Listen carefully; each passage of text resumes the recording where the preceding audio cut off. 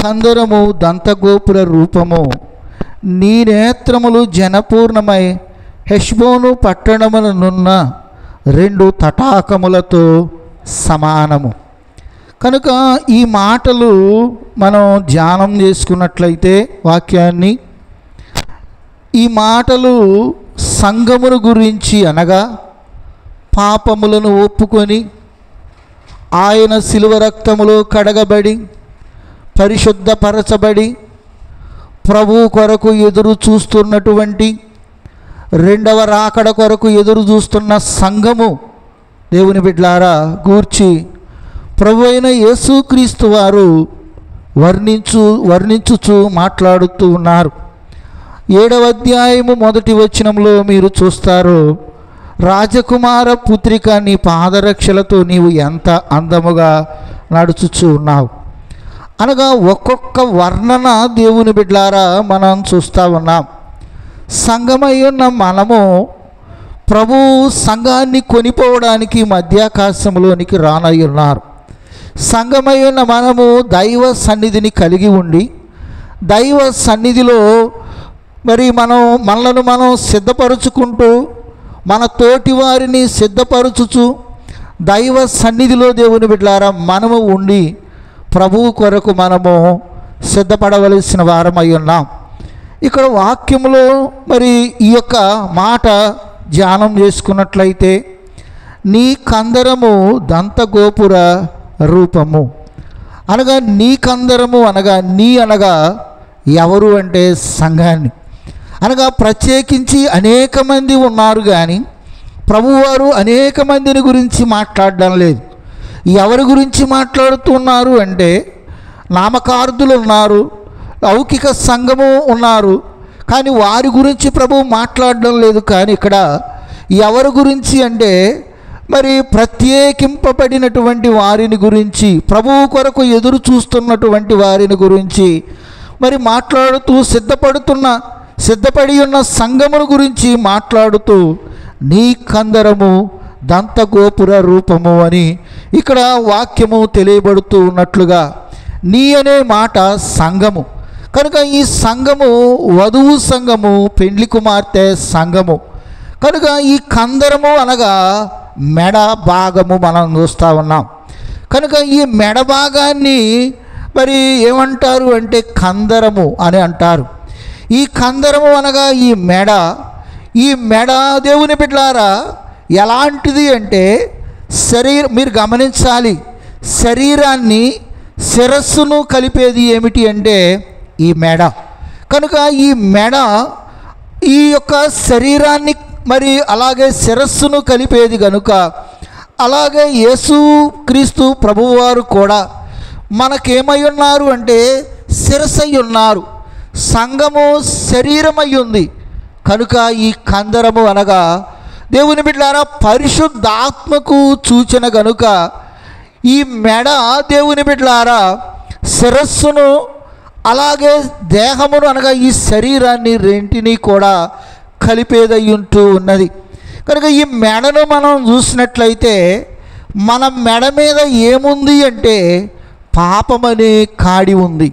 కనుక ఈ పాపమనే ఈ కాడిని ప్రభువారు తీసివేసి 11వ అధ్యాయము మత్తయి గారి సువార్త మీరు చూసినట్లయితే, ఇక్కడ 29వ వచనంలో దేవుని బిడ్డలారా మనం చదువుకుంటే, నేను సాత్వికుడను దీన మనస్సు గలవాడను గనుక మీ మీద నా కాడి ఎత్తుకొని నా యొద్ద నేర్చుకోండి. అనగా మీ మీద ఏమెత్తుకోండి? నా కాడి ఎత్తుకోండి. కనుక మీ మీద నా కాడి ఎత్తుకొని నా యొద్ద మీరు నేర్చుకోనండి. అనగా ఎక్కడ మనం నేర్చుకుంటాం? నేర్చుకునేటువంటి స్థలమే, నేర్పేటువంటి స్థలమే దైవ సన్నిధి. కనుక ఇక్కడ మీరు నా కాడి ఎత్తుకొని నా యొద్ద మీరు నేర్చుకొనండి అని ప్రభు ఇచ్చుచూ ఉన్నారు. ఆ మాట కింద కూడా మనం చూసినట్లయితే, అప్పుడు మీ ప్రాణములకు విశ్రాంతి దొరుకును, ఏలయనగా నా కాడి సులువును నా భారము తేలికయు అయి ఉన్నది. అనగా భారము అనగా కాడి. దేవుని బిడ్డలారా ఆయన భారమనే అనగా పాప భారమనే కాడి, అలాగే దేవుని బిడ్డలారా వ్యాధి భారమనే కాడి, శిక్ష భారమనే కాడి, మన మీద ఉన్న కాడిని అనగా మన మెడ మీద ఉన్నటువంటి ఈ కాడిని ఆయన తీసి అంటున్నాడు, మీరు నా కాడి ఎత్తుకొని నా యొద్ద మీరు నేర్చుకొనండి. అనగా దేవుని బిడ్డలారా ఈ మెడల గురించి మనము కొన్ని విషయాలు మనం గమనించినట్లయితే చూడండి, ఈ శరీరమును కలిపేది శిరస్సును కలిపేది మెడే కనుక దేవుని బిడ్డలారా ఈ మెడ అనగా నీ కందరము దంతగోపుర రూపము అని మనం చూస్తూ ఉన్నాం కనుక ఈ యొక్క శిరస్సు అనే ఈ యొక్క సంఘమును మనం చూసినట్లయితే కొలసీలకు రాసిన పత్రిక 1వ అధ్యాయము 18వ వచనాన్ని దేవుని బిడ్డలారా పౌలు గారు మనకు తెలియచేస్తూ ఉన్నారు. చదువుకుందాం.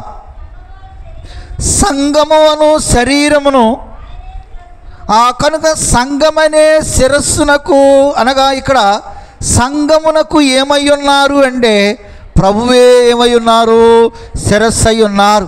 కనుక దేవుని సంఘము అను శరీరమునకు ఆయనే శిరస్సు.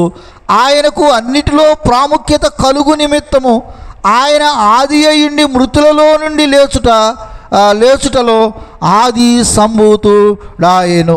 కనుక ఇక్కడ మనము 23వ వచనం వరకు మనం చూసినట్లయితే దేవుని బిడ్డలారా ఆయన ఈ ఆది సంభూతుడైనటువంటి ప్రభు 20వ వచనంలో శిలువ రక్తము చేత సంధి చేసి ఆయన ద్వారా సమస్తమును అవి భూలోకమందున్నవైనను పరలోకమందున్న వాటినన్నిటి తనతో సమాధాన పరుచుకొనవలెనని తండ్రి అభిష్టమాయెను.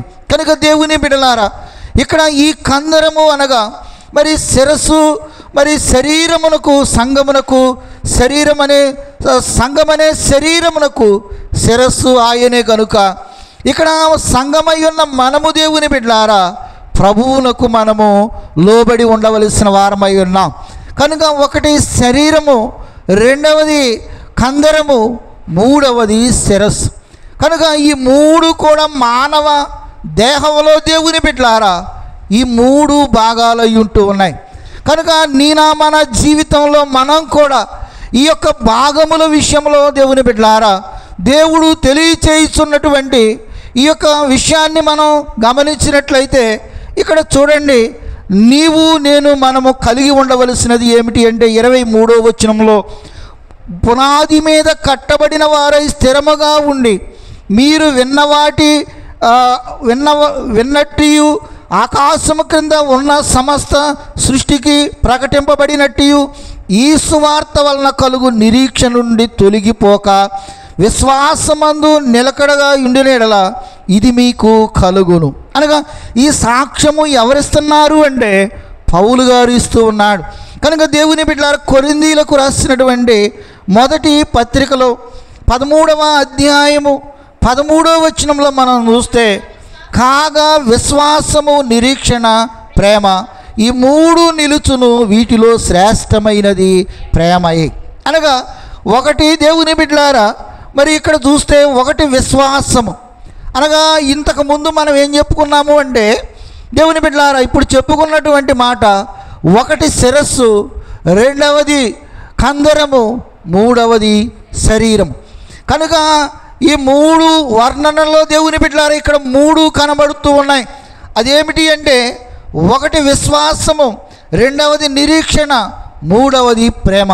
అనగా యేసుక్రీస్తు ప్రభువారు ఈ లోకములోనికి ఆయన వచ్చి మనకేమిచ్చారు అంటే తన ప్రేమను ఆయన వెల్లడిపరిచారు. ఆయన ఈ లోకంలో జన్మించుటలో ప్రేమ కనబడుతూ ఉంది. దేవుని బిడ్డలారా ఆయన శిలువ త్యాగము ద్వారా ప్రేమ కనబడుతుంది. మనల్ని రక్షించడంలో దేవుని బిడ్డలారా ప్రేమ కనబడుతూ ఉంది. అందుకే ఈ మూడును మనం కలిగి ఉండాలి. ఒకటి విశ్వాసము కలిగి ఉండాలి. కనుక దేవుని నమ్ముకున్న నీవు నేను మనం కలిగి ఉండవలసినది ఏమిటి అంటే విశ్వాసాన్ని మనం కలిగి ఉండాలి. రెండవది నిరీక్షణ కలిగి ఉండాలి. అనగా మరి నిరీక్షింపబడు వాటి యొక్క నిజస్వరూపం నిరీక్షణ అనగా దేవుని వైపే మనము చూడవలసిన వారమై ఉన్నాం. కనుక ఇక్కడ విశ్వాసముతో పాటు నిరీక్షణ, రెండవది దేవుని బిడ్డలారా, మూడవది ఇక్కడ చూస్తే ప్రేమ. అనగా మనం ప్రేమను కూడా ఏమై ఉండాలి అంటే కలిగిన వారముగా ఇక్కడ ఉండాలి. అందుకే సంఘాన్ని ఆయన ప్రేమించి అపోస్తుల కార్యములు 20వ అధ్యాయము 28వ వచనంలో మనం చూస్తే దేవుడు తన స్వరక్తం ఇచ్చి సంఘమును ఏం చేశారు? సంపాదించుకున్నారు. అనగా ఇప్పుడు నిన్ను నన్ను మనందరినీ కూడా ఆయన ఏం చేశారు అంటే సంపాదించుకున్నారు. కనుక సంపాదించుకున్నటువంటి ఆయన సొత్తు. అందుకే పౌలు గారు మరొక చోట అంటారు, కొరింథీ 3:16లో మీరు విలువ పెట్టి కొనబడిన వారు అని అంటారు. కనుక ఇప్పుడు మనము ఏమై ఉన్నాము అంటే విలువ పెట్టి మనము కొనబడిన వారమై ఉన్నాం. కనుక మన యొక్క ఆత్మీయ జీవితంలో మన యొక్క విలువను మనం గమనించుకొని దేవుని బిడ్డలారా, మనల్ని కొన్న ఆయన ఎవరు అంటే విలువ కలిగినటువంటి వారు. అనగా ఆయన సర్వశక్తిమంతుడైన ప్రభు మన కొరకు, మన పాపముల కొరకు బలి అయి దేవుని బిడ్డలారా మనలను ఆయన తన స్వరక్తము చేత సంపాదించుకున్నారు కనుక దేవుని బిడ్డలారా. అందుకే ఈ సంఘము చూడండి, ఈ సంఘము అనగా మెడకు ఏమై ఉండాలి అంటే అలంకారం. చూడండి, కొంతమంది మరి ఉన్నటువంటి వారు ఒక 2-3 ఆభరణాలను మెడకు ధరిస్తారు భూ సంబంధంగా. అది దేనికి అంటే అలంకారము. అలాగే దేవుని బిడ్డలారా, మనం కూడా విశ్వాసులమైన మనం కూడా మరి ధరించుకోవలసినవి ఏమిటి అంటే భూ సంబంధంగా దేవుడు మనకిచ్చిన వాటిని మనం ధరించుకోవడంలో తప్పేమీ లేదు, మంచిదే. దేవుడు నిన్ను ఆశీర్వదించిన కొలది నీవు ధరించుకోవాలి. అయితే ఇది భూలోకంలో. పరలోకంలోనికి మనం వెళ్ళాలి అంటే ఈ 3 మనం ధరించుకోవాలి. అదేమిటి అంటే ఒకటి విశ్వాసము ధరించుకోవాలి, రెండవది నిరీక్షణనే మరి కిరీటాన్ని మనం ధరించుకోవాలి, మూడవది దేవుని బిడ్డలారా ప్రేమను మనం కలిగిన వారమై ఉండాలి. ఆయన మనలను ప్రేమించిన ప్రకారము మనము కూడా ఇతరులైనటువంటి వారిని మనం ప్రేమించాలి. అందుకే నిన్ను వలె నీ పొరుగు వారిని ఏం చేయాలి? ప్రేమించాలి. అందుకే సంఘములో ఏం ఉండాలి అంటే ప్రేమ అనేది ఉండాలి. దేవుని బిడలమైన మనము చూసినట్లయితే యోహాను గారు రాసిన మొదటి పత్రిక 4వ అధ్యాయము 7వ వచనం మనం ప్రియులారా ఒకనిని ఒకడు ప్రేమింతుము ఏలయనగా ప్రేమ చాలు. ఇక్కడ దేవుని బిడ్డలారా చాలా చక్కని మాటను మనం చదువుకున్నాం. 4వ అధ్యాయము 7వ వచనంలో ప్రియులారా మనం ఒకనిని ఒకడు ప్రేమింతుము ఏలయనగా ప్రేమ దేవుని మూలముగా కలుగుచున్నది. అనగా ప్రేమ ఎవరిని బట్టి కలుగుచున్నది అంటే దేవుని మూలంగా. అనగా ప్రేమ ఇచ్చేవారు ఎవరు అంటే మనల్ని మొట్టమొదటి ఎవరు ప్రేమించారు? దేవుడు ప్రేమించాడు. అందుకే యోహాను గారు సువార్త 3:16లో దేవుడు లోకమును ఎంతో ప్రేమించాను కనుక ఆయన మనలను ప్రేమించారు కనుక దేవుని బిడ్డలారా ఇక్కడ ఇంకా చూసినట్లయితే చూడండి, ప్రేమించు ప్రతి వాడును దేవుని మూలముగా పుట్టినవాడే దేవుని ఎరుగును. దేవుడు ప్రేమాస్వరూపి, ప్రేమ లేనివాడు దేవునిని ఎరుగడు. కనుక మనలో ప్రేమ లేకపోతే దేవుని బిడ్డలారా, అందుకే యేసు ప్రభు వారు శాస్త్రులు పరిసయ్యులైన వారితో అంటారు, మిమ్మును ప్రేమించిన వారిని మీరు ప్రేమిస్తే దానికి ఏం ప్రయోజనం? కనుక అన్యులు కూడా మరి అలాగు చేస్తూ ఉన్నారు అని అంటూ ఉన్నారు. కనుక దేవుని బిడ్డలారా నీవు నేను మనం కలిగి ఉండవలసినది ఏమిటంటే ప్రేమను మనం కలిగి ఉండాలి. సంఘమై ఉన్న మనము ఎవరిని మొదట ప్రేమించాలి అంటే దేవుణ్ణి మనం ప్రేమించాలి. దేవుణ్ణి మనం ప్రేమించగలిగితే మనుషులను మనం ప్రేమించగలుగుతాం. కనుక మొదట మనం దేవుని ప్రేమను కలిగి ఉండి దేవుణ్ణి మనం ప్రేమించాలి. దేవుని సంగమా, అందుకే ఇక్కడ వాక్యంలో మనము కొన్ని విషయాలు గమనించినట్లయితే చూడండి, ఎఫెసీయులకు రాసిన పత్రిక 5వ అధ్యాయము దేవుని బిడ్డలారా 22వ వచనంలో చదువుకుందాం. ఈలారా ప్రభువునకు వలె మీ సొంత పురుషులకు, అనగా ఇక్కడ భార్యాభర్తలను గురించి వ్రాయబడినట్లుగా కనబడుద్దు, కానీ ఇది ఎవరి గురించి రాయబడింది అంటే సంఘమును గురించి రాయబడింది. కనుక ఇప్పుడు సంఘము ఎవరిని ప్రేమించాలి అంటే చదువుకుందాం, చదవండి. క్రీస్తు సంఘమునకు శిరసయ్యుండులాగున, కనుక పురుషులు భార్యకు శిరసయ్యున్నారు. క్రీస్తే శరీరమునకు రక్షకుడై ఉన్నాడు. సంఘము క్రీస్తునకు లోబడినట్లుగా భార్యలు కూడా కనుక తమ పురుషులకు లోబడవలెను. పురుషులారా, మీరును మీ భార్యలను ప్రేమించుడి. అటువలే క్రీస్తు కూడా సంఘమును ప్రేమించి, ఆయన ఏం చేశారు అమ్మా? సంఘాన్ని ఏం చేశారు?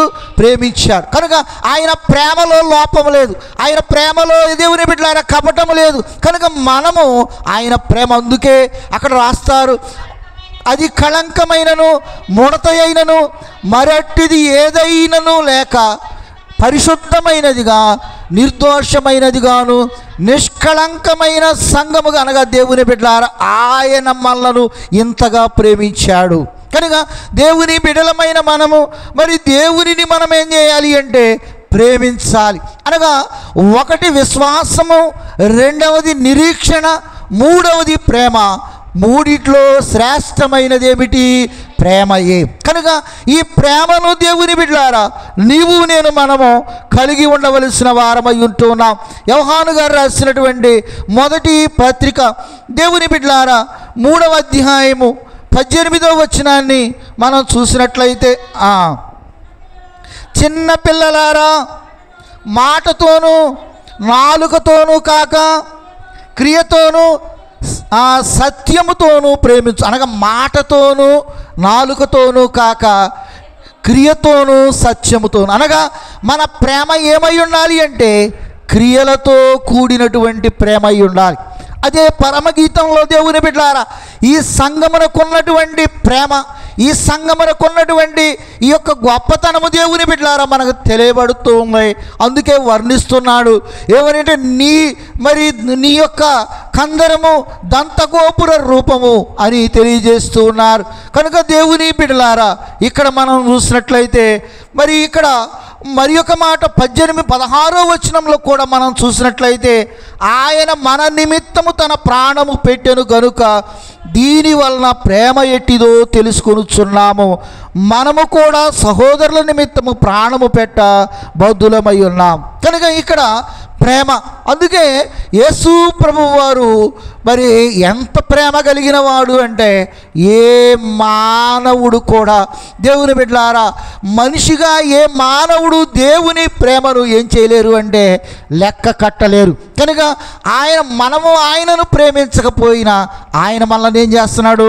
ప్రేమిస్తూ ఉన్నాడు. అందుకే భక్తులు పాటలో రాస్తారు, యేసు నన్ను ప్రేమించినావు పాపినైనా నన్ను ప్రేమించినావు నన్ను ప్రేమింప మానవ రూప మేతిదానముగా జీవము సిల్వా పైరిచి కన్న తల్లిదండ్రులా ఎన్నాదముల ప్రేమ కన్నమించిన ప్రేమతో యేసు నన్ను ప్రేమించిన ఓ పాపినైనా నన్ను యేసు ప్రభువారు ఎలాంటి వారినైనా ఆయన ప్రేమించారు. మరి ఆయన ప్రేమించి దేవుని బిడ్డలారా ఆయన ప్రేమ ఎలాంటిదంటే ఆయన ప్రేమలో ఏముంది అంటే క్షమాపణ ఉంది. కనుక చూడండి, నా యొద్దకు వచ్చు వారిని నేను ఎంత మాత్రము బయటికి త్రోసివేయను. కనుక ఆయన తోసివేయనటువంటి ప్రేమ, ఆయన ప్రేమ దగ్గరకు చేర్చుకునేటువంటి ప్రేమ, ఆయన ప్రేమ రక్షణనిచ్చినటువంటి ప్రేమ, ఆయన ప్రేమ మోక్షమునిచ్చినటువంటి ప్రేమ. అందుకే తన్ను తాను తగ్గించుకొని తన స్థితి ఏమిటో తెలుసుకొని భక్తుడు ఆ పాటలో రాస్తాడు, నా వంటి నరుడొకడు నన్ను ప్రేమించిన నా వలన ఫలం ఆహా నీ వంటి పుణ్యునికి నా వంటి పాపితో కేవలం మీలేక. దేవుని బిడ్డలారా, పాపినయ్యా నేను, నా వంటి నరుడు ఒకడు నన్ను ప్రేమిస్తే నా వల్ల ఏం కోరతాడు? ఫలం కోరతాడు. దేవుని బిడ్డలారా, ఈ లోకంలో అలాంటి ప్రేమ. కానీ నీ ప్రేమ ఎలాంటిదండి? అయ్యా నేను నీకేమీ ఇవ్వలేకపోయాను, కానీ అయినా నీవు నన్ను ఏం చేస్తున్నావు అంటే ప్రేమిస్తున్నావు. నిజంగా దేవుని బిడ్డలారా, మరి ఒక వ్యక్తి దేవుని ప్రేమలో, అందుకే యోహాను భక్తుడు ప్రేమను గురించి ఎక్కువగా తెలియచేశారు. సువార్తలో కానీ పత్రికల్లో కానీ దేవుని బిడ్డలారా ప్రభువు యొక్క ప్రేమను యోహాను గారు బాగా ఎక్కువగా తెలియచేశారు. యోహాను సువార్త, పరిశుద్ధుడైన యోహాను గారి సువార్త 15వ అధ్యాయము 10వ వచనంలో మనం చూస్తే చదువుకుందాం. నేను నా తండ్రి ఆజ్ఞలను గైకొని, చూడండి ఇక్కడ ఆయన ప్రేమయందు నిలిచి ఉన్న ప్రకారము మీరును నా ఆజ్ఞలను గైకొని ఎడలా నా ప్రేమయందు నిలిచి ఉందురు. అనగా తండ్రి ప్రేమయందు ఎవరున్నారు? కుమారుడు ఉన్నారు. ఇప్పుడు మానవ దేవుని బిడ్డలారా కుమారుని మరి తండ్రి ద్వారా వచ్చిన ఆజ్ఞలను కుమారుడైన యేసుక్రీస్తు ప్రభువారు మరి గైకొన్నారు. అలాగే మరి ఆయన బిడలమై ఉన్నటువంటి మనం కూడా ఆజ్ఞలను ఏం చేయాలి అంటే గైకొనాలి. కనుక ఎప్పుడైతే ఆయన ఆజ్ఞలను మనం గైకొంటామో, అందుకే నీ దేవుడైన యెహోవాను నేనే, నేను తప్ప నీకు వేరొక దేవుడు ఉండకూడదు. దేవుని బిడ్డలారా, నీ తల్లిని నీ తండ్రిని సన్మానించుము. కనుక ఇవన్నీ కూడా దేవుడు మనకిచ్చినటువంటి ఆజ్ఞలు. కనుక ఈ ఆజ్ఞల్లో దేవుని బిడ్డలారా మనము ఏం చేసుకోవాలి అంటే సాధకం చేసుకొని ఆజ్ఞ ప్రకారము మనం నడుచుటయే ఏమై ఉన్నది అంటే దేవుని బిడ్డలారా దేవునిని ప్రేమించుట. నిజమే, దేవుణ్ణి మనం ప్రేమిస్తాం, కానీ దేవుడు మనల్ని ప్రేమిస్తూ ఉన్నాడు. దేవుణ్ణి కూడా మనం ఏం చేయాలి? ప్రేమించాలి. చూడండి, 12 మంది శిష్యులు ఉన్నారు. ప్రభువు ప్రేమించిన ఒక ఆయన ఉన్నాడు. యోహాను గారి సువార్త మీరు దేవుని బిడ్డలారా గమనించినట్లయితే 13వ అధ్యాయము 23వ వచనంలో మనం చదువుకున్నట్లే చూడండి, మళ్ళీ చదువుమా. ఆయన శిష్యులలో యేసు ప్రేమించిన ఒకడు యేసు రొమ్మున ఆనుకొనుచుండెను. అనగా ఇక్కడ యోహాను గారు దేవుని బిడ్డలారా అనగా దేవుణ్ణి ప్రేమించాడు. దేవుని ప్రేమ అనగా ఎక్కడి దాకా వెళ్ళింది అంటే ఈ అంతస్తు దేవుని బిడ్డలారా బైబిల్ మిషన్ వారమైన మనందరం కలిగి ఉండాలి. ఆయన రొమ్మున ఆనుకొనడం అనగా చూడండి, ఒక బిడ్డ తన తల్లి తన రొమ్మున ఆనించుకుంటుంది. అలాగే ఇప్పుడు సంఘం అనేటువంటి వధువు సంఘాన్ని అనగా దైవ సన్నిధిలో ఆయన కొరకు సిద్ధపడుతూ ఉన్నటువంటి సంఘాన్ని ఆయన తన రొమ్మున ఆనించుకొనుట అనగా ఇక్కడ మరి యేసు రొమ్మున ఆనుకొనుచుండెను అనగా ఆయన అంతరంగంలో ఉన్న సంగతులను ఆయన మీతో చెప్పునది చేయుడి అనే మాట రాసిన మరి యోహాను గారే దేవుని బిడ్డలారా ఇక్కడ ఆయన అంతరంగంలో ఉన్న సంగతులను కూడా దేవుని బిడ్డలారా మరి నేర్చుకుంటూ ఉన్నారు. కనుక యేసు ప్రభువు చేత ఈ యోహాను గారు ప్రేమించబడ్డారు. అలాగే ఇక్కడ సంఘము కూడా ఆయన ద్వారా ప్రేమింపబడినటువంటి సంఘము. కనుక ఆయన మనలను ప్రేమించాడు. కనుకనే నేటికి మనము ఏమై ఉన్నాము అంటే సజీవులముగా మనమున్నాం. కనుక ఇక్కడ మరి నీ యొక్క కందరము అనగా మెడ, దంత గోపురము అనగా దంతము అనగా దేవుని బిడ్డలారా తెల్లనిది అనగా దంతము అనగా తెల్లనిది. దేవుని బిడ్డలారా, దంతము అనగా బలమైనది, దంతము అనగా స్థిరమైనది, దంతము అనగా పవిత్రమైనది. దంతము దేనికి గుర్తు అంటే మరి విశ్వాసానికి గుర్తు. దంతము అనగా కదలనిది. అలాగే ఈ యొక్క సంఘము ఎలా ఉండాలి అంటే దేవుని బిడ్డలారా బలమైనదిగా ఉండాలి. సంఘంలో బలం ఉండాలి. దేవుని బిడ్డలారా, కుటుంబంలో దేవుని బిడ్డలారా ఎంత గుట్టుగా నీవు ఉంటావో అలాగే సంఘములో కూడా సంఘములోనికి నీవు చేర్చబడ్డావు అంటే సంఘములో ఒక విశ్వాసిగా నీవు బలంగా నీవు ఉండాలి.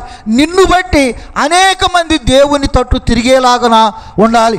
కనుక సంఘానికి దేవుని బిడ్డలారా నీవు నీళ్లు పోసే బిడ్డగా ఉండాలి.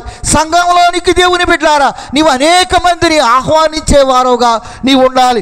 అలాగే సంఘము ఏమిటి అంటే దేవుని బిడ్డలారా స్థిరమైనది అనగా దంతము ఏమై ఉన్నది అంటే స్థిరమైనటువంటిది. దేవుని బిడ్డలారా చూడండి, దంతం కదిలితే చూడండి, చాలామంది అంటారు ఏమంటారంటే మరి దంతాలు సరిగా లేనటువంటి వారు అంటారు, నేను అంత గట్టి నవ్వలేనండి అంటారు. కనుక దంతం ఎలా ఉంటుంది అంటే మరి దేవుని బిడ్డలారా స్థిరమైనదిగా ఉంటుంది. అలాగే నీవు నేను మనం కూడా అనగా సంఘము ఎలాంటిది అంటే స్థిరమైనటువంటిది. అనగా బండ్ల మీద కట్టబడిన ఇల్లు వంటిది. కనుక మరి ఇసుక మీద కట్టబడిన జీవితం ఎలాంటిది అంటే వాన వచ్చింది, వరద వచ్చింది, గాలి విసిరి ఆ ఇంటి మీద కొట్టింది లేదు. దేవుని బిడ్డలారా బండ్ల మీద కట్టబడాలి, వాక్యం మీద మనం కట్టబడాలి, దైవ సన్నిధిలో మనం కట్టబడాలి, ధ్యానము ద్వారా మనం కట్టబడాలి.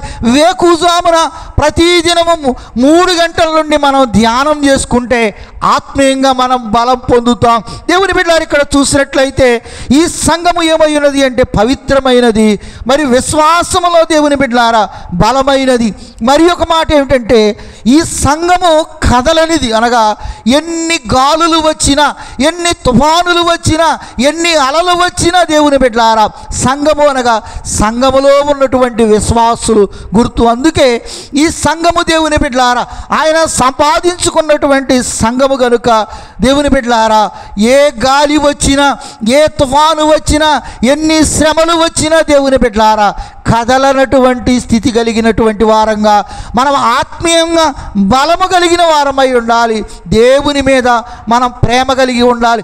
ఎప్పుడైతే దేవుణ్ణి మనం ప్రేమిస్తామో, దేవుణ్ణి మనం అమితంగా ఎప్పుడైతే ప్రేమిస్తామో దేవుని బిడ్డలారా అందుకే మరి దైవజనుడు 47వ కీర్తనలో రాశారు, వరుని ప్రేమ స్మరణతో నే వరుని స్మరణతోనే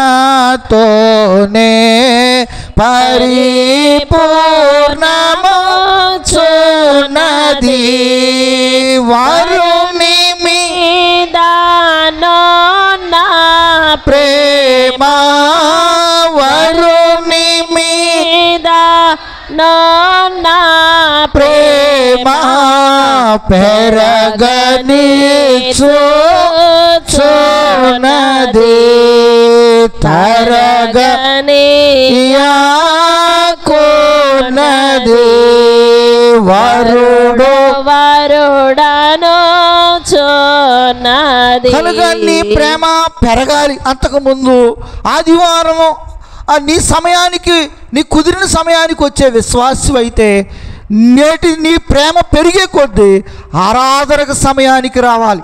అలాగే వాక్యం చదవడానికి నీవు ముందుండాలి, దేవునిలో పని చేయడానికి నీవు ముందుండాలి. ఇది ఎవరి కొరకు అంటే మనుషుల కొరకు కాదు. ఇది ఎవరు అంటే దేవుని కొరకు నువ్వు చేస్తూ ఉన్నావు. ప్రతి క్రియను మనం ఏం చేయాలి అంటే అనుదినము తవిడి చూసుకోవాలి. దేవుని బిడ్డలారా మరి ప్రతి చర్యను దేవుని బిడ్డలారా మనం జాగ్రత్తగా దేవుని యొక్క సన్నిధిలో మనల్ని మనం పరిశుద్ధ పరుచుకోవలసిన వారమై ఉంటూ ఉన్నాం. దేవుని వాక్యం మనకు తెలియచేస్తుంది సంఘము దేవుని బిడ్డలారా బలమైనటువంటిదిగా బలవంతులంగా మనం ఉండాలి. అందుకే చూడండి మనం 128వ కీర్తనలో మనం చదువుకుంటాం, యవ్వన కాలమందు పుట్టిన బిడ్డలు బలవంతుని చేతిలోని. దేవుని బిడ్డలారా మనం ఎలా ఉండాలి అంటే బలవంతుడైన దేవుడు. అందుకే యెషయా గారి గ్రంథం 9వ అధ్యాయం 6వ వచనంలో ఆయనకున్న పేరుల్లో ఒక పేరేంటి? బలవంతుడైన దేవుడు. కనుక ఈ బలవంతుడైనటువంటి దేవుని చేతిలో మనం బాణములుగా ఉండాలి. అందుకే వాక్యములో మనం చూసినట్లయితే హెబ్రీలకు రాసిన పత్రిక ఈ విశ్వాసమును గురించి పౌలు గారు చక్కని మాట హెచ్చరిక తెలియజేస్తూ ఉన్నాడు. హెబ్రీలకు రాసిన పత్రిక 11వ అధ్యాయము 10వ వచనాన్ని చదువుకుందాం. ఏలయనగా దేవుడు దేనికి శిల్పియు చదువుకుందాం మరొక్కసారి. నిర్మాణకారకుడై ఉన్నాడు, పునాదులు కల ఆ పట్టణము కొరకు అబ్రహాము ఎదురు చూచుచుండెను.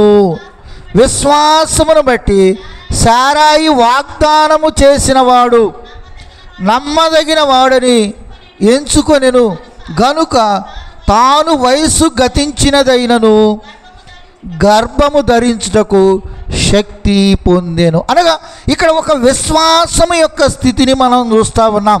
దేవుని బిడ్డలారా, విశ్వాసము అనగా దేవుని బిడ్డలారా, ఏలయనగా దేవుడు దేనికి శిల్పియు నిర్మాణకుడై ఉన్నాడో పునాదులు గల ఆ పట్టణము కొరకు అబ్రహాము ఎదురు చూచుచుండెను. అనగా ఇప్పుడు మనము కూడా ఎవరి కొరకు ఎదురు చూడాలి అంటే పరలోకం కొరకు, ప్రభువు కొరకు, పరలోకమివ్వనై ఉన్న ప్రభువు కొరకు. దేవుని బిడ్డలారా, మనం ఏం చేయాలి అంటే ఎదురు చూడవలసిన వారమై ఉంటూ ఉన్నాం. కనుక దేవుని బిడ్డలారా, ఆయన రాబోతూ ఉన్నాడు. దేవుని బిడ్డలారా, సంఘము సిద్ధపడి ఉండాలి. ఆయన ఎప్పుడు వస్తారో, ఏ జామున వస్తారో మనకు తెలియదు. చూడండి, భూమి మీద వ్యాధులు ఎక్కువైపోయినాయి, శోధనలు ఎక్కువైపోయినాయి. అందుగా యేసు ప్రభు వారు చెప్పిన మాటలని ప్రేమ చల్లారిపోవడం. దేవుని బిడ్డలారా, సృష్టిలో అన్ని మార్పులు మనం చూస్తూ ఉన్నాం. వీటన్నిటినీ చూస్తున్న మనము మన యొక్క స్థితిని మనం ఏం చేయాలి అంటే మార్చుకోవాలి. మనము దేవునికి మరీ ఎక్కువగా భయపడవలసిన వారమై ఉన్నాం. దేవుని ప్రేమ ఏ వ్యక్తిలో ఉంటుందో ఆ వ్యక్తిలో దేవుని భయం ఉంటుంది. కనుక దేవుని భయము కలిగినటువంటి వ్యక్తి దేవుణ్ణి ప్రేమిస్తారు. అందుకే భక్తులు చూస్తున్నాము నీ వైపు అనే పాటలో చూడండి, నీ భయము మా ఎడలో నిలుపుము, నీదు ప్రభావ మనరంగను. నీ భయము మా ఎడలను నిలుపుము, నీదు ప్రభావ మనరంగను నిలుపుము, నీదు ప్రభావ మనరంగను. నీ భయము చేమేమో వైభవముందుచు, నీ భయము మేము వైభవముందుచు, నీ భయము లేకుండా నీ భూమిని. అందుకే దేవుని బిడ్డలారా, దేవునికి భయపడటం మనం నేర్చుకోవాలి. కనుక దేవుని భయము మన బిడ్డలకు మనం నేర్పాలి. మనం ఆ భయాన్ని కలిగి ఉండాలి. దేవుని బిడ్డలారా, అప్పుడు మనం ఏమవుతాము అంటే వైభవాన్ని పొందుతాం. మరి అబ్రహాము గారిని మీరు చూసినట్లయితే అబ్రహాము గారు దేవుణ్ణి అంతగా ప్రేమించారు. అందుకే ఆ ప్రేమించటను బట్టియే దేవుని బిడ్డలారా, మరి దేవుడు అబ్రహాము గారిని దీవించారు. చాలామంది దేవుని దీవెన కోరుకుంటారు కానీ దేవుని ప్రేమించలేకపోతున్నారు, దేవునికి భయపడలేకపోతూ ఉన్నారు. అందుకే దేవుని బిడ్డలారా, ఈ దినాన చూడండి, ఈ యొక్క సంఘం యొక్క స్థితిని మనం చూసినట్లయితే నీ కందరము అనగా మీ మీద నా కాడి ఎత్తుకొనండి. ఏంటి ఆ కాడి అంటే ప్రార్థన అనే కాడి, పరిచర్య అనేటువంటి కాడి. దేవుని బిడ్డలారా, అందుకే ఈ కాడిని మనం ఎత్తుకొని దేవుని బిడ్డలారా మనం దేవునిలో మనం కొనసాగవలసిన వారమై ఉన్నాం. సంఘాన్ని చూసి అంటున్నాడు, నీ కందరము దంత గోపుర రూప సమానము. అనగా దంతము అనగా తెల్లనిది, పరిశుద్ధత కలిగినది, స్థిరమైనది. దేవుని బిడ్డలారా, కదలనటువంటి స్థితి. విశ్వాసిగా శ్రమలు వచ్చినా, ఇరుకులు వచ్చినా, కరువులు వచ్చినా, వ్యాధులు వచ్చినా, అవమానాలు వచ్చినా కదలకుండా నీవు స్థిరంగా ఉండు. దేవుడు నీ పక్షంగా కార్యము చేయువాడై ఉన్నారు. కనుక వాక్యంలో మనం చూసినట్లయితే మరి ఎఫెసీలకు రాసిన పత్రిక 4వ అధ్యాయం 16వ వచనంలో మనం గమనించినట్లయితే దేవుని బిడ్డలారా, ఎఫెసీలు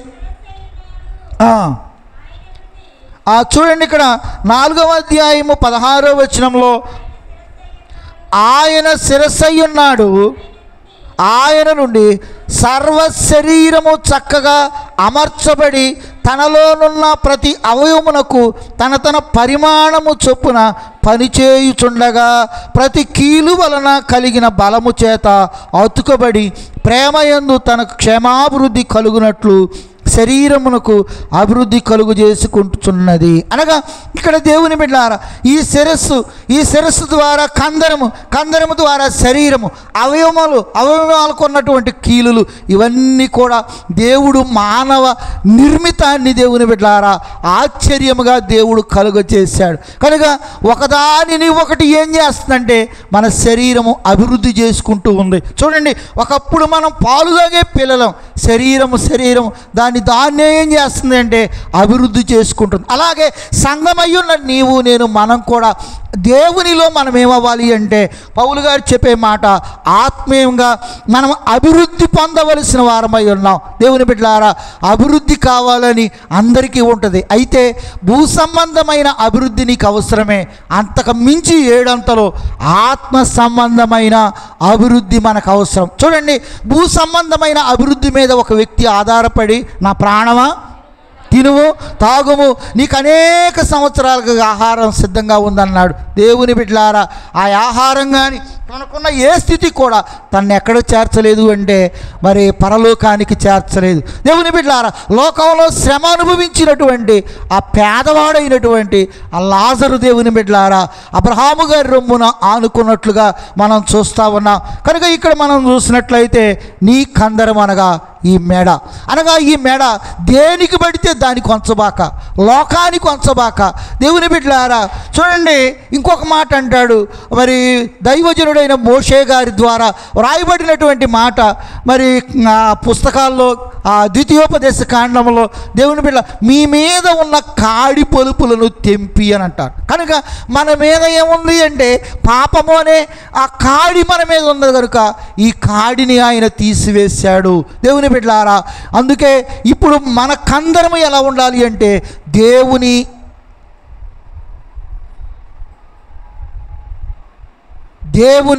అలంకారముగా దేవుని బిడ్డలారా మన కందరం ఉండాలి. కనుక దేవుని బిడ్డలారా దేవుని యొక్క అలంకారాన్ని మనం అలంకరించుకోవాలి. చూడండి, అన్యదా మీరు భావించవద్దు. మరి ఇలా మెడకు ధరించుకున్న ఆభరణాలు స్త్రీకి ఎంత అందంగా ఉంటాయో మనం కూడా ఆత్మ సంబంధమైన పరలోక రాజ్యంలో చేర్చబడేటువంటి స్త్రీలముగా పౌలు గారు తెలియజేసిన మాట కొరింథీ మొదటి పత్రిక 13:13లో మనం చదువుకున్నాం. 1 విశ్వాసము, నిరీక్షణ, ప్రేమ. కనుక ఈ 3 అనే ఆభరణాలను మనం ధరించుకోవాలి. ఈ 3 మనం ఎప్పుడైతే కలిగి ఉంటామో దేవుని బిడ్డలారా మరి వాటిని బట్టి మనము వధువు స్థితిని సంపాదించుకోగలం. అందుకే దేవుని బిడ్డలారా ఇంకొక భాగంలోనికి మనం వెళుతూ ఉన్నాం. అదేమిటి అంటే నీ నేత్రములు జనపూర్ణమై హెష్బోను పట్టణముననున్న 2 తటాకములతో సమానం. కనుక నీ నేత్రములు అనగా చూడండి, మెడను వర్ణించారు, ఇప్పుడు ఏం వర్ణిస్తున్నారు? నేత్రములు అనగా చూపు. అందుకే దేవుని బిడ్డలారా నీ కుడి కన్ను నిన్ను అభ్యంతరపరిస్తే దాన్ని తీసివేసి ఏం చేయమంటున్నాడు? అగ్నిలో వేయమంటున్నాడు. నీవు 2 కళ్ళు కలిగి ఆ పాతాళంలోకి వెళ్ళేదానికంటే 1 కన్ను కలిగి ఎలా వెళ్తావు అనగా చూపు. దేవుని బిడ్డలారా అనగా ఇక్కడ కన్నును గురించి మాట్లాడుతూ ఉన్నారు. సంఘం యొక్క కన్ను లోకం వైపు చూసే కన్ను కాదు, ప్రభు వైపు చూసేటువంటి కన్ను. కనుక ఈ కన్నును మనం కలిగి ఉండాలి. దేవుని బిడ్డలారా మరి ఆయనను చూచిన అంతయు ఏమవుది? సరి అవును. కనుక ఈ హెష్బోను పట్టణం అనగా నీ నేత్రములు, నీ కందరం అన్నారు, ఇక్కడ నీ నేత్రములు అన్నారు. కనుక వధువు సంఘం యొక్క నేత్రములు. ఇప్పుడు దేవుని బిడ్డలారా నీ నేత్రములు అనగా ఈ నేత్రములు గువ్వ నేత్రములు. దేవుని బిడ్డలారా పావురాన్ని మీరు పరీక్షగా మీరు చూస్తే, దగ్గరగా మీరు పావురాన్ని పట్టుకుని కనుక చూస్తే పావురం యొక్క కంటిలో ఎప్పుడు కూడా నీళ్లుంటాయి. పావురం కంటి నిండా ఏముంటాయంటే నీళ్లుంటాయి. పావురము కన్ను ఎప్పుడు కూడా ఎర్రబారి ఉంటుంది. ఎందుకంటే నీళ్లు వస్తాయి, నీళ్ళతో పాటు, ఎందుకు ఇప్పుడు మనం కూడా ఏడ్చామనుకోండి కళ్ళు ఏమవుతాయి, అలాగే అందుకే ఈ పావురం వంటి సంఘము దేవుని బిడ్డలారా కన్ను ఎలాంటిది అంటే కన్నీరు గార్చేటువంటి స్థితి. అందుకే నీ నేత్రములు అనగా సంఘము యొక్క నేత్రములు. దేవుని బిడ్డలారా, నీ నేత్రములు నా నేత్రములు ఎలా ఉన్నాయి చూడండి. మనం గమనించినట్లయితే దేవుని బిడ్డలారా, మొదట నోవాహు గారు కాకిని విడిచిపెట్టాడు, బయటికి వెళ్ళింది కానీ లోపలికి రాలా. పావురాన్ని విడిచిపెట్టాడు, బయటికి వెళ్ళింది, ఒలీవ ఆకును తుంచుకొని వచ్చింది కదా. దేవుని బిడ్డలారా, నిజమే, మనం దేవుని యొద్ద మనం ఉన్నాం, దేవుని సంఘంలో మనం ఉన్నాం, దేవుని యొద్ద మనం ఉన్నాం కనుక మన నేత్రాలు ఎలా ఉన్నాయి కనుక చూడండి, దేవుణ్ణి చూసే నేత్రాలుగా మనకు ఉన్నాయా? ఒకసారి అయినా దేవుని దర్శనం నీకు కలిగిందా? దేవుని బిడ్డ, నీవు ఆత్మీయంగా దేవుని నీవు చూడగలిగావా? దేవుని బిడ్డ చూడండి, మనము ఏదైనా ఊరు వెళ్ళాలి అంటే ఆ ఊరు మనం చూడాలి మొట్టమొదట, చూడకపోతే అంత కొత్తగానే ఉంటుంది. అందుకే దైవజనులు దేవదాస్ అయ్య గారు అన్నారు, చూడండి, భూలోకంలో ఉండగానే పరలోకం చూశారు అయ్యగారు. పరమభక్తులైనటువంటి వారు భూలోకంలో ఉండగానే పరలోకాన్ని చూశారు. కనుక మన జీవితంలో దేవుని బిడ్డలారా, మన అనుభవాన్ని మనం పెంచుకోవాలి. ఇక్కడ నీ నేత్రములు అనగా సంఘము యొక్క నేత్రములు జనపూర్ణమై అనగా నీటితో నింపబడి ఉన్నాయి, కన్నీటితో నింపబడి ఉన్నాయి. కనుక దేవుని బిడ్డలారా, సంఘము నేత్రములు అనగా పెండ్లి కుమార్తె నేత్రములు మరి ఎలా ఉండాలి అంటే కడుగబడిన నేత్రాలు అనగా ఈ యొక్క స్థితిని కలిగి ఉండడానికి దేవుని బిడ్డలారా, సంఘము 4 అంతస్తులు కలిగి ఉండాలి. కనుక 4 అంతస్తులు కలిగి ఉండాలి, దయచేసి గమనించండి. కనుక 4 స్థితులు కలిగి ఉండాలి. ఒకటి ఏమిటి అంటే పరిశుద్ధాత్మను పొందుట, రెండవది పరిశుద్ధాత్మ చేత నింపబడుట, మూడవది పరిశుద్ధాత్మ చేత వెలిగింపబడుట, నాలుగవది పరిశుద్ధాత్మ చేత నడిపింపబడుట. చెప్పండి, పరిశుద్ధాత్మ పొందుట, పరిశుద్ధాత్మ చేత నింపబడుట, పరిశుద్ధాత్మ చేత వెలిగింపబడుట, పరిశుద్ధాత్మ చేత ఏం చేయబడ్డం? నడిపింపబడుట. దేవుని బిడ్డలారా, నన్ను మనుషులు నడిపించటం కాదు. ఎవరు నడిపించాలి? దేవుడు నడిపించాలి. దేవుడు నడిపించినట్లు మనం నడవాలి.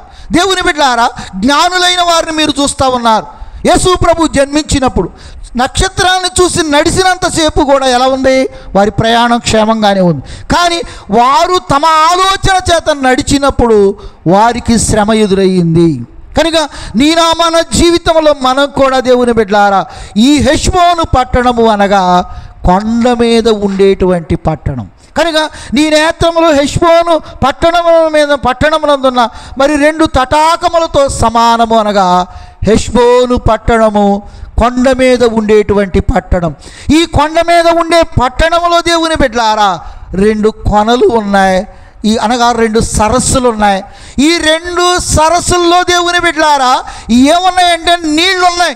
కనుక ఈ నీళ్లు ఎలా ఉంటాయంటే 365 రోజులు కూడా ఈ సరస్సుల్లో ఏమి తగ్గవు అంటే నీళ్లు తగ్గవు.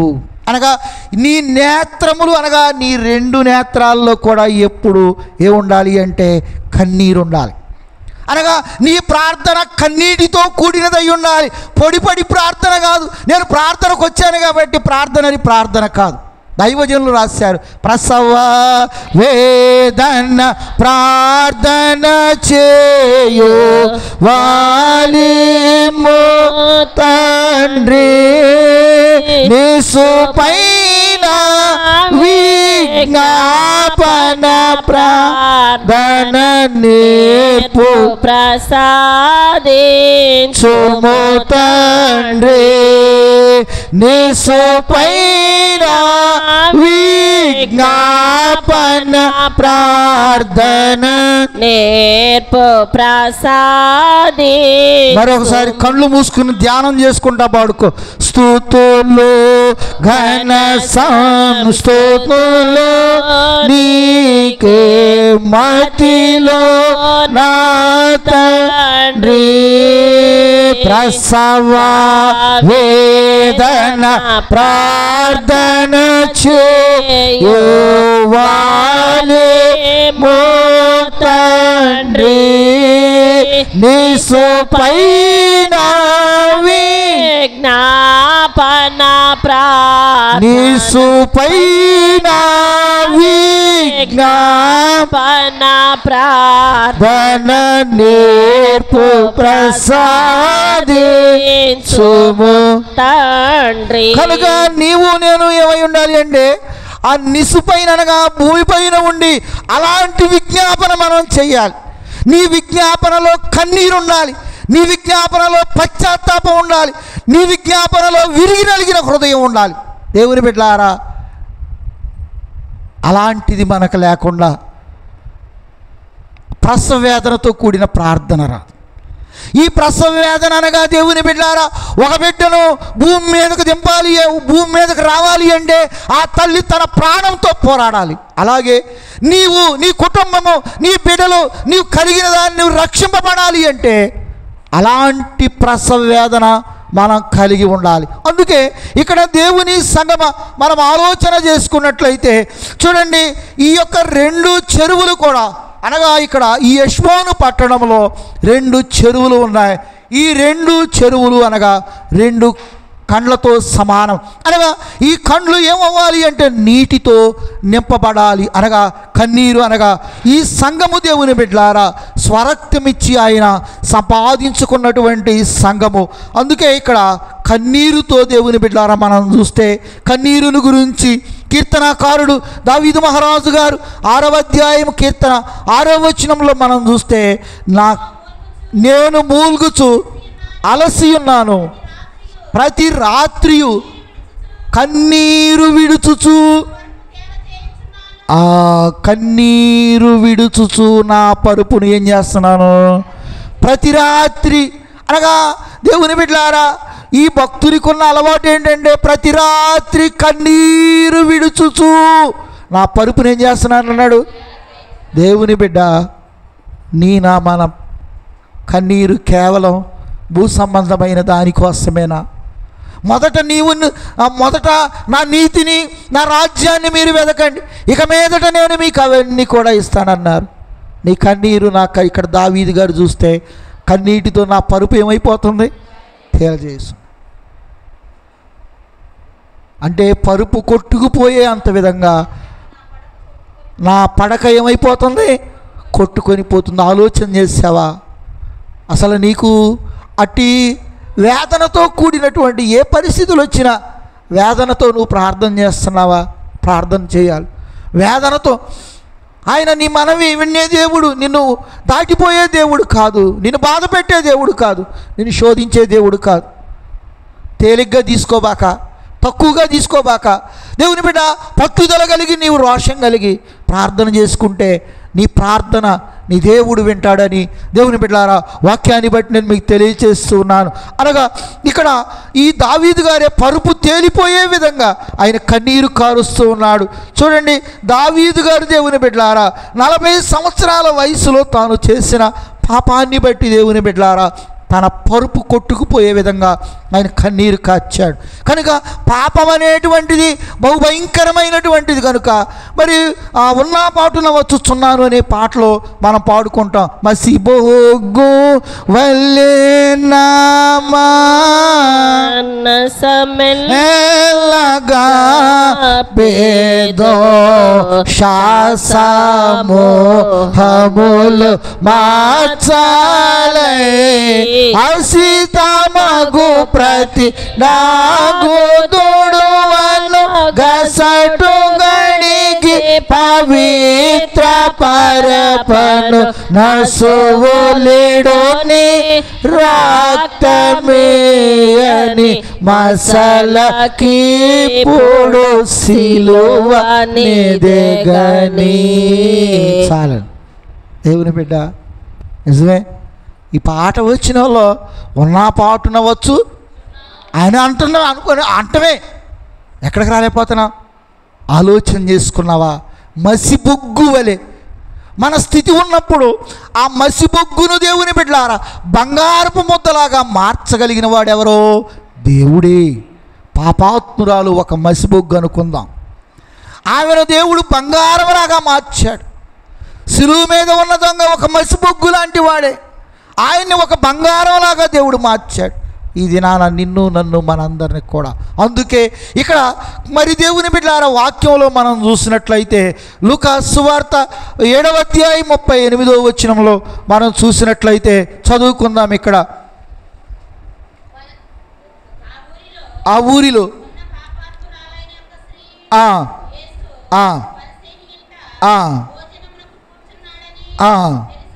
తెలుసుకొని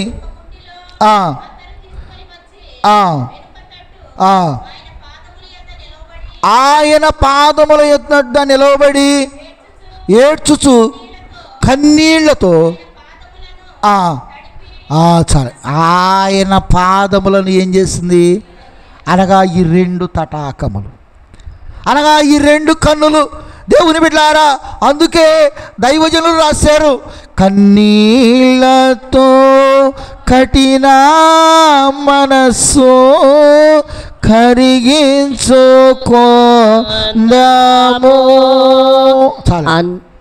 కనుక ఇక్కడ దేవుని బిడ్డలారా ఇక్కడ ఆమె తన కన్నీటితో ఏం చేసిందంటే ప్రభు పాదాలు కడిగింది.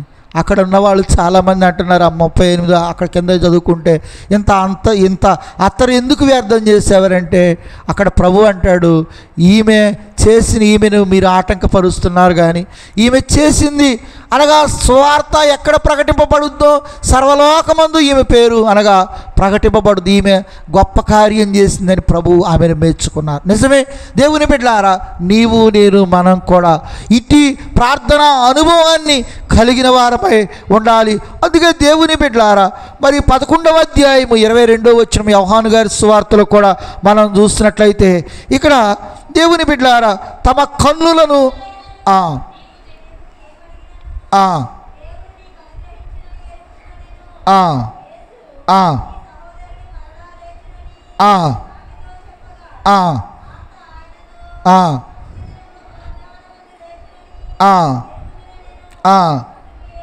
అందుకు యేసు చూడండి ఇక్కడ 11:22లో దేవుని బిడ్డలారా అక్కడ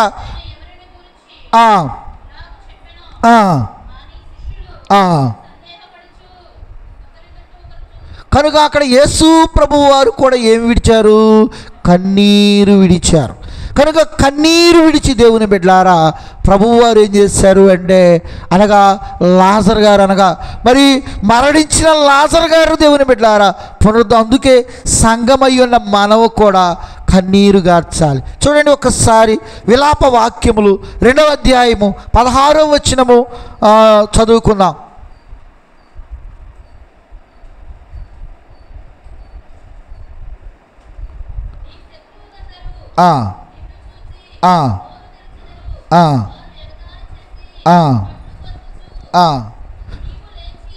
నీవు లేచి రేయి మొదటి జామున మొరపెట్టుము, నీళ్లు కుమ్మరించినట్లు ప్రభు సన్నిధిని నీ హృదయమును కుమ్మరించుము. నీవు రేయి మొదటి జామున.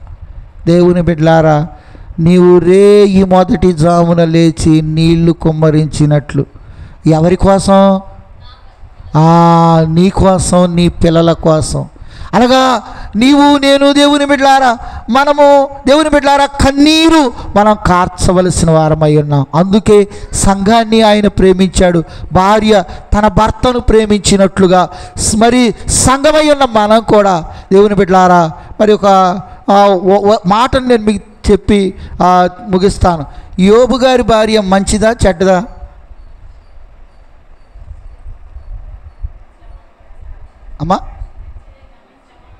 అమ్మా నిజమే. ఒక వెలిగింపు ఏంటంటే యోబు గారి భార్య ఆస్తి పోయినా మాట్లాడలా. అందరు పిండేసే టైంలో ఈయన పిండేయలేదు అనుకో ఏమంట? నిద్రమొహం ఆడుంటాడు, ఎటు తెస్తాడు, ఇటు పోతాడు, ఇటు వస్తాడు, తెలవదు, ఏం చేస్తాడు తెలియదంట కదా. గేదెలు గొడ్లు పశువులు అన్నీ పోయినా ఏమి మాట్లాడలా. బిడ్డలు పోయినా కూడా ఏం మాట్లాడలా. ఆస్తి పోయినా మాట్లాడలా. ఇల్లు పోయినా మాట్లాడలా. అన్ని పోయినా మాట్లాడలా. ఎక్కడ మాట్లాడింది? ఆయన బాధ చూడలేక మాట్లాడింది. నువ్వు ఈ యథార్థతను వదిలిపెట్టు. అంటే ఆమెలో కూడా ఏముంది? ప్రేమ ఉంది. ఏముందమ్మా? ఎక్కడ దాకా ఉంది? మనం కొంచెం పోతేనే కొంచెం ఏంటి సార్ అర్థమైందా? నేను కొంచెం పోతేనే మనం ఏం చేయలేము. అందరూ పిండేసి పక్క మనం పిండేయలేదు అనుకో, వాళ్ళు బాగుండి మనం బాగాకపోతే ఇంటికాడ వాళ్ళు తట్టుకోలేము కదా. ఎవరైనా ఏ ఇంట్లోనైనా ఉన్న సంగతులే ఇవన్నీ కదా. దేవుని బిడ్డలారా గమనించండి. ప్రేమ ఎంతటి ప్రేమ అంటే అంతటి ప్రేమ. అందుకే దేవుని బిడ్డలారా అయ్యగారు అన్నారు, కష్టము వచ్చిన కానీ నష్టము వచ్చిన కానీ ఇష్టము లేకపోని భ్రష్టుడవైనను కానీ స్రష్టాననుట ఎలా. కనుక మనము దేవుని బిడలారా ఇక్కడ చూసినట్లయితే నీ వాక్యం ముగిస్తూ ఉన్నాను. కనుక నీ నేత్రములు జనపూర్ణమై హెష్బోను పట్టణములనున్న 2 తటాకములతో ఏమైంది? సమానం. అందుకే దేవుని బిడ్డలారా మనం ఏం కలిగి ఉండాలి అంటే కన్నీటి అనుభవాన్ని మనం కలిగి ఉండాలి. అట్టి అనుభవాన్ని మనం కలిగి ఉంటే దేవుని బిడ్డలారా దేవుని యొక్క దీవెన అందుకుంటాం, పొందుకుంటాం. కృప మనందరికీ తోడయుండును గాక. ఆమేన్.